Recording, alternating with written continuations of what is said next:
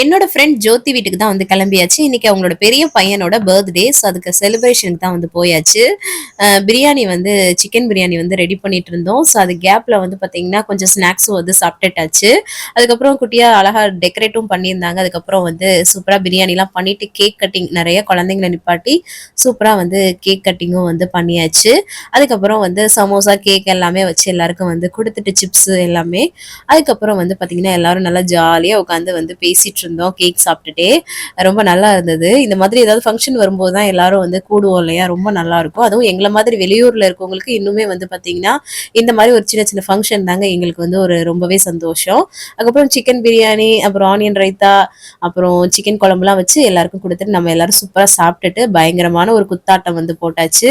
பார்ட்டினாலே கடைசி ஒரு டான்ஸ் வச்சு முடிச்சா தானங்க நல்லாருக்கும். சூப்பரா வந்து டே போச்சுங்க.